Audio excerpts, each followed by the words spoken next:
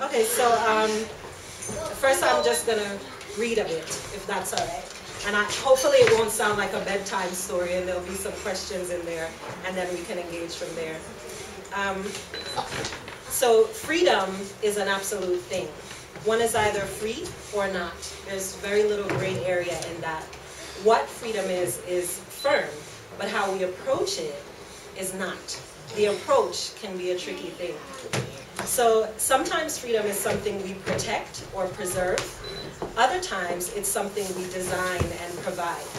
And when we are parents or other forms of caregivers, freedom work can get even more tricky, even harder to discern. Partly because in a freedom-centered, in a liberatory approach to parenting, so much of the work is about discerning between the times where we can provide freedom and the times where we simply need to preserve it. Because sometimes liberation isn't about designing or providing anything, but about backing away. And that can be hard for us as parents. And we're backing away not to neglect or to ignore, but we're backing away so as not to impede or become an obstacle to what already is, right? Now, all of us in this room, I think it's safe to assume we're born free people, right? Certainly our children were born free. So to continue what already is, to sustain the freedom that exists from birth, looks a lot like backing away, like allowing what already is to continue to be as it is. So when we're born, as dependent as we are on older humans, we start out with freedom.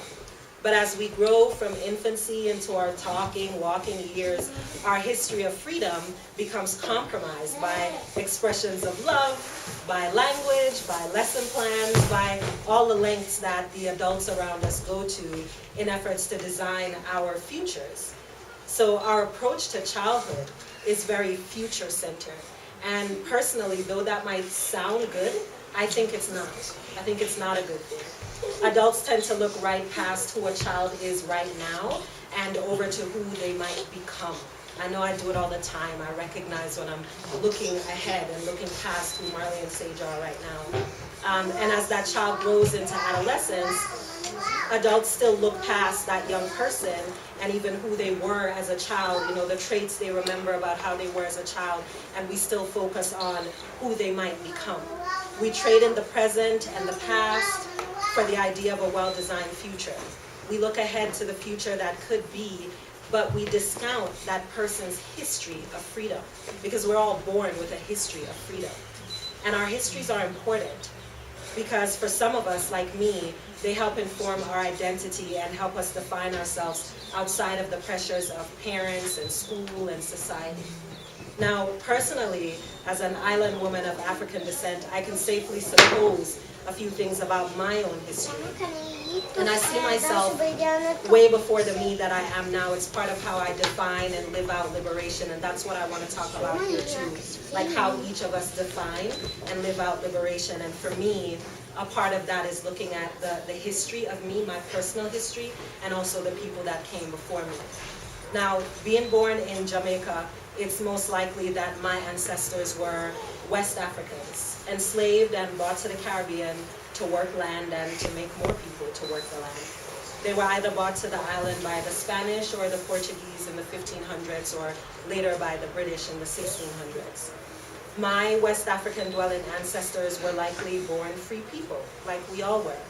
But later, they became enslaved, and so for them, freedom warped from something to protect or preserve over to something to design and then fight to maintain. And in their approach to liberation, much of their work must have been about sacrifice and strategy, pain and persistence, and acquiescence and even acceptance to a certain extent. For them, it must have been a constant struggle to reclaim their power and to design methods of freedom gaining that was meant to resist and to fell, to tear down the system that stood tall and thick and wide in between them and their liberation. For my ancestors, to design their path to liberation, there first had to be resistance, that first step in their journey to reclamation. So resistance back then looked like learning how to read, doing extreme things like poisoning slave owners, organizing escapes, running like hell at the onset of an unplanned opportunity, leaving people they loved behind, sacrificing the lives of some for the freedom of others, because they needed to actively resist enslavement by creating situations that would first liberate them from their prisons, reclaim their freedom, and then later, if they were fortunate, help them to maintain that freedom that they had to design and then pursue. That powerful pattern, resistance, rebellion, reclamation, resistance, rebellion, reclamation, it's part of what I, and perhaps those of us here in this reimagined learning space and our Growing Minds tribe, perhaps that's a part of the energy that we draw upon today, right? As we start to look at the practice of ownership of ourselves, of personal leadership, and how we portray personal leadership as something we want to make sure our children know how to embody for themselves as well. And it's really about a right that they were born with, the right to explore and express their authentic selves. It's something that I've come to call radical self-expression. And for me, that's also tied to liberation. What does it mean to explore and express myself and to make room in the world for the people around me and the people I connect with, even if they're not around me, to do the same thing? And of course, my need for and my right for and my approach to liberation has a very different design than that of my ancestors and the people who fought alongside them. Their liberation was by necessity bitter sometimes and brutal. It was designed not to preserve, but to physically move people and disrupt social norms with rebellions and escape tactics in big, brutal ways like battle, and quieter, powerful ways like learning how to read and forging freedom papers. But our liberation journey is mostly about maintaining something that we're born with. It's about a knowledge of self and a supporting of confident autonomy in children that stops us from click-locking ourselves into, and our children, into a coercive, oppressive, toxic space like the pervasive educational model that reduces personhood to student and later worker or employee or entrepreneur who can also be enslaved to their work. Our liberation journey as adults, maybe most of us in this particular room, might have been about rejecting the option of performing a life as opposed to participating with authenticity in our own life design.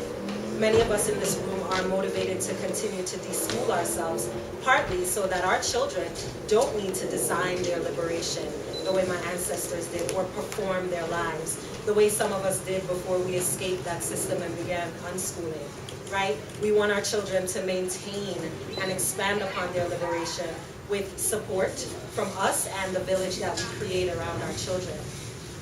So back home, there's a saying related to efforting and life design, and it kind of speaks to the cultural assumptions and resulting agreements that determine our society's approach to personal leadership. In Jamaican patois, it's "was sweet nanny goat have a running belly," right? "Was sweet nanny goat have a running belly," and in English, it basically means what tastes good to the goat is gonna cause him diarrhea. It's gonna hurt his stomach. So essentially, it's saying that what feels good is probably not good. It's a phrase meant to shore up one's discipline. It warns us not to pursue what feels good over what we know is the right thing to do. Because success in any form has to come from not doing the things we love, but doing what we need to do. That's how we're groomed and socialized. It comes from leaning in, hustling, doing hard work. The message is that if it feels good to you, then it can't be good for you. If you're feeling happy and engaged with what you're doing, then as we're taught in school, then it means that you're not challenging yourself, you're not engaging, because if it feels good, then it can't be good. You're not gonna reach your human potential, right? So what tastes good to the goat is gonna upset his stomach. What sweet nanny goats have a running belly. And in America, where I spent my adult years, that hustle hard mentality most certainly also applies. You bury your head in your studies, your work, and you will prevail where others will fail, because it's always about competing and comparing against other people. You must not seek happiness, you must seek success. That's how we're groomed. Because if you are successful, then the idea is that that's how you become happy. And so This is the lens of freedom that we have for ourselves. We are free to save ourselves and our loved ones from hurting bellies, from childish things like the desire to feel good and to follow our curiosity down haphazard roads. Instead, you choose from a charted course, proven by those who were savvy enough not to let the sweetness hurt their bellies. That's how you win at adulting. That's how you earn the right to liberation, and then you'll be free to create the life that you want. So that example of a cultural assumption and an agreement, it certainly informs, I think, our approach to raising humans. We allow for a few years of the feel-good life, and then once we can talk and walk, and once the adults around us see that we have some sort of sense of awareness of ourselves, then we transition over to what feels good around age 5 or 6, right? And then we go into schooling, because if we don't, the syrup of the sweet life is going to spoil us. It's going to hurt our bellies and ruin our good human potential. And as we approach that critical stage where we have to take that window of opportunity and escape the fate of the poor nanny goat, that's where we shift from the freedom with which we're born over to the liberation that we now feel that we must earn. Because now our freedom is no longer attached to our personhood. It's no longer ours. Now it's subjected to a design informed by these cultural assumptions and reinforced by the various industrial complexes. So we become food, essentially, for these industrial complexes when we morph from natural life learner to performance artist known as student, right? And when we morph into this system of becoming student, we click and lock into these complexes and we pursue things that are called degrees and diplomas and certificates. But really all those things are just words for freedom papers, which hold the same value today as they did back during slavery, which is just permission to be seen in a public space. So we lock into the illusion that we're born enslaved by ignorance, and that we have the right to earn our liberation by replacing this pursuit of feel-good, a meaningful design of our life. We replace that foolishness with schoolishness, also known as the educational industrial complex. So this way, this agreement, this social norm tells us that we earn our liberation when we race to the top. And we race to the top by performing well. We grow to believe that our performance determines our power, and that our scores are linked to our sovereignty. But performance is not personhood. Performance is not personhood. And I remember this, I remember as a little girl growing up, and people would ask me, how was I doing in school, or how school was going, and I knew what to say and what not to say. I knew as early as I could remember that they weren't asking me about Akilah. They were asking me about the student. They were asking me about my performance as a student. And I see a lot of head nodding, and we're all familiar with that. So I knew how to play school like most of us did. And I knew how to play getting good at school and how to confine my curiosity. Because as children, we are reduced, and our childhood is very much reduced to student. And that status causes adults to view us through a particular lens, that they focus on our ability to adapt, to smooth out our edges, and to perform in a system that we're required to be part of. But here's the thing, we're not required to be part of it. And those of us in this room, thankfully, we figured that out. We either knew it from early on just because our own experiences as children, or we became parents, or we became educators and saw what it was like, or, as is the case of Chris and I, our children taught us. They were in the school system, and after a little bit, maybe about a year or so, we realized through their communication with us that it couldn't work. And then we had to figure out, okay, how are you going to learn?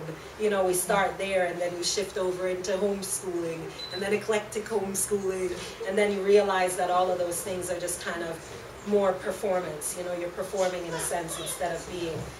So when we figure that out, right, and we realize that we don't have to do what the system says we're supposed to do, we get to where we are right now in this space. So now we're learning how to support children in maintaining this freedom right with which they're born, and we become unschoolers, either as parents or as Sebastian and Shivani, as caregivers in a sense, in a learning space.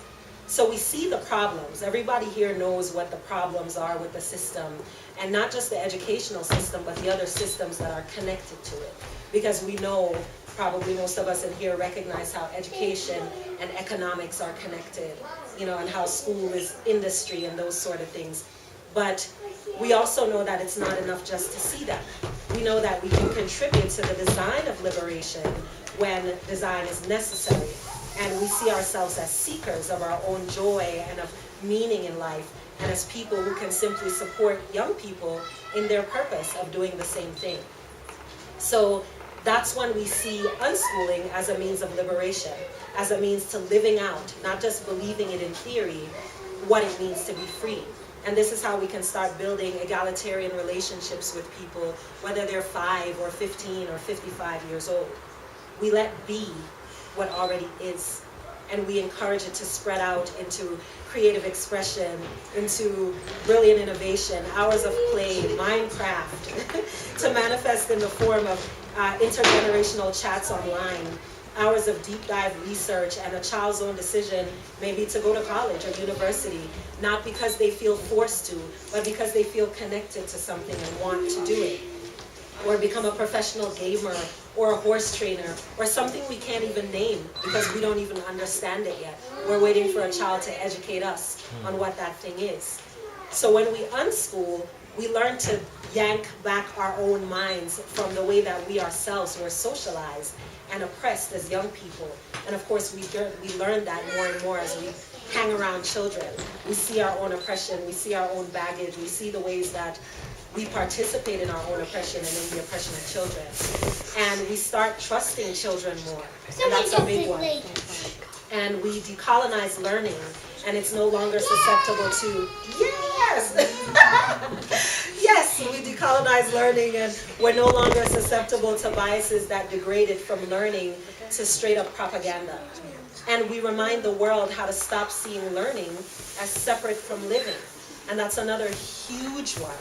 You know, when we talk about the colonization of our minds and of education, it isn't just in the whitewashing of the curricula. It isn't just in the limited mindsets, but it's even in the limitation of how we look at learning as something that happens sometimes and doesn't happen other times. And that's simply not true, because learning is a byproduct of being alive and aware. And through unschooling, we get to put that into practice and be an example of that for other people.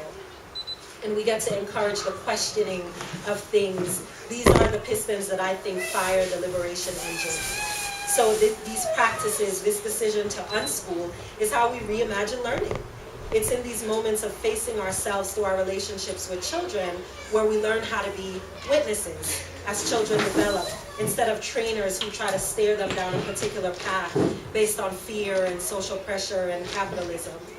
And it's how we practice living beyond and making fully obsolete what Malish Jain calls the global industrial education system. I think that's such a great example or statement for what it is. So unschooling is the process of embracing the belief that, unlike the nanny goat, what's sweet, what's good for our bellies is actually perfectly fine for us and our children. And it's our way of nurturing confident autonomy in young people and resisting the societal norms of schoolishness everywhere. Unschooling is how Chris and I are learning to protect Marley and Sage even from our own baggage. Because we can and do need to, I think, protect our children from our own baggage and from the acquiescence that we adopted as we made our way into adulthood as best we could. But we're not protecting them from the real world at all, but we are backing up and we're nurturing partnership. Yes, it's like I'm pressing a button and it's like at the perfect time. Y'all hear that? So we're nurturing partnerships with children so that they know how to move comfortably around the world as themselves. Yes. I love it. And part of how we do this is by what we're doing today. We're sitting together, we're listening a bit, we're learning a lot, and we're going to talk a lot about our own challenges, right? And that's a big part of it, because as we go through the unschooling journey, it looks like different things at different points in the journey. Our children change, we grow, and it can be really isolating because most of us in our own circles outside of this space, we are the weirdos who unschool, right? So it's really important that we have a space where we can talk not just about the problems, and not just what led us here, but some of the things that we're facing as we're in it. Some of the challenges, some of the things that we want to find multiple solutions for and test out. And when we're doing that, when we're willing to do that work and work through our own kinks and see the ways that we still want to grow, like the challenges with not knowing how to convey things without coercion, because that's how we're groomed, or how to raise free people without forcing them to fit into our ideas of freedom. That's something I struggle with a lot. Be free, but like this, you know, those sort of things. When we are willing to talk about that things, how we're participating in our own oppression, that's how we get better and better at backing up and not plopping those same forms of oppression right in front of our children's paths. So through unschooling, we develop language and practice for liberation, a way of being that many of us have never experienced ourselves, but we're endeavoring to create that for ourselves and for our children. We see the ways that we can stop contributing to the systemic issues and start being part of the equity and the social justice that we know can benefit us as families, as communities, as children, and as countries as well, because it works on a global scale. So I think the question is, what are each of us doing in this room to get really clear about what liberation looks like as an ongoing journey, right? And when to design freedom and when to back up so that freedom can be what it is. And as parents and caregivers, I think that's the work, that's the language that we need to develop in our brains and on our tongues and get really really comfortable with what liberation looks like and what that means, and how that's tied to our decision to unschool. So that's the context. Yeah. So yes, I wanted to put that out there, all of that out there, because I wanted to kind of start from the space of our personal history of being born free, and then looking at freedom not as something that we necessarily have to design and create for children all the time, but something that, as I said, we just back up and let be. Sometimes it's about designing it, but other times it's about recognizing the ways that we're getting in the way of it.